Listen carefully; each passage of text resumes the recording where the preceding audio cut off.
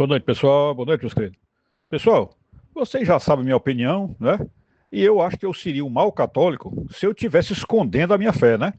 Escondendo as coisas que eu creio, as coisas que eu acredito, né?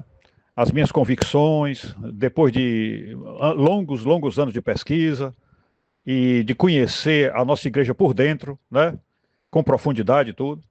E vocês sabem que a minha opinião não escondo e não acho que um católico deve esconder sua opinião, sobretudo em temas tão pesados e tão decisivos como esses que nós estamos vivendo agora, não é? Que é o enfraquecimento da nossa igreja pela relativização dos pecados, né? Pelas ideias da ideologia woke, né? Que entrou dentro da igreja e está contaminando a igreja inteira, não é? Então a gente não deve se calar. Pelo contrário, a gente deve seguir aquela orientação que está lá no livro de Atos, né? Quando o Espírito Santo disse para Paulo, Paulo estava dormindo e em sonho ele ouviu o Espírito Santo dizer: Paulo, fala e não te cales, né? Paulo fala e não te cales. Então a gente não deve se calar, né? Porque a omissão é um pecado e eu considero até um pecado grave, tá entendendo? Pois bem, então o que é que eu tenho a dizer para vocês? Existem alguns padres nessa atual Igreja Católica que eu acho que são padres de primeira linha, padres maravilhosos, padres extraordinários, né? E que eles estão, vamos dizer assim, creio eu, enfrentando nos bastidores situações realmente problemáticas, complicadas, né?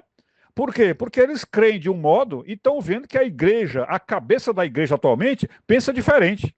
Então eles estão sendo obrigados a, vamos dizer assim, não contar tudo o que eles queriam contar, ou seja, eles têm feito algumas espécies de omissões, não podem contar tudo, para poder se manter dentro da igreja. E através de suas orações e de seu bom exemplo, e ajudando outras pessoas a se firmarem na fé, não é? Mas, se eles abrirem a boca e contarem exatamente aquilo que eles creem, eu acredito que eles vão ser postos para fora da igreja, vão ser excomungados, não é? E ficarão numa situação complicada, né? É claro que já existem vários padres que enfrentaram a situação e foram realmente excomungados, como é o caso do padre Dornelles, não é? Acredito que o padre Vander deve estar com um problema seríssimo com a igreja também. Em breve, se ele não foi excomungado ainda, ele deverá ser, né? E aí eu não me lembro de outros agora, mas a gente sabe de padres que se deram mal e não puderam mais continuar na igreja, né?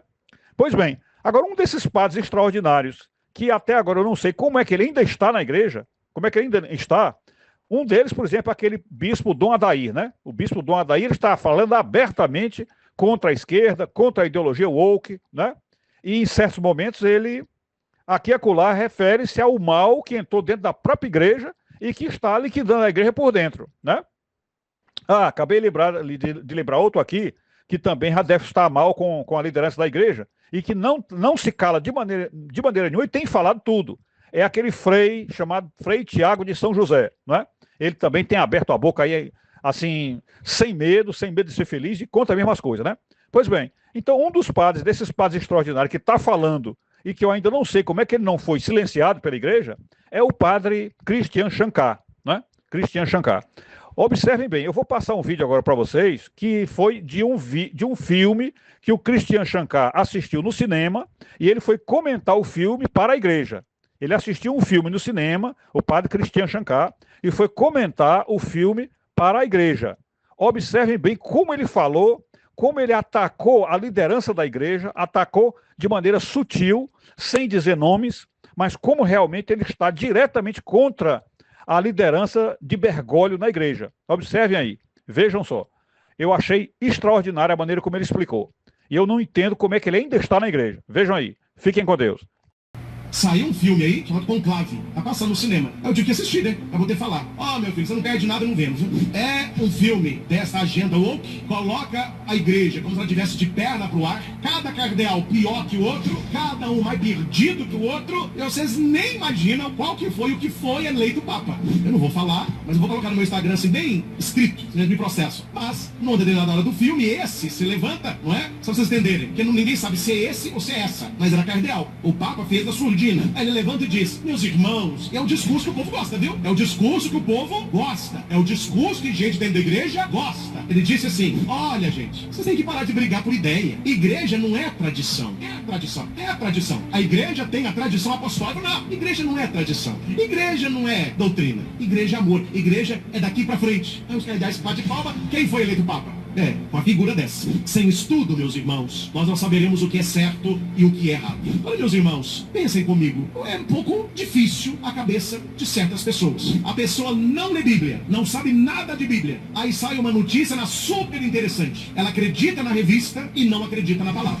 Sai um filme de Hollywood, eles fazem o filme. A pessoa assiste o filme, ela acredita no que o filme diz e não na palavra. Que deve ser o contrário. O nosso padrão de veracidade é a palavra de Deus. O que vem de fora, que não vai de acordo com a palavra, nós não temos que duvidar da palavra. Nós temos que duvidar disso.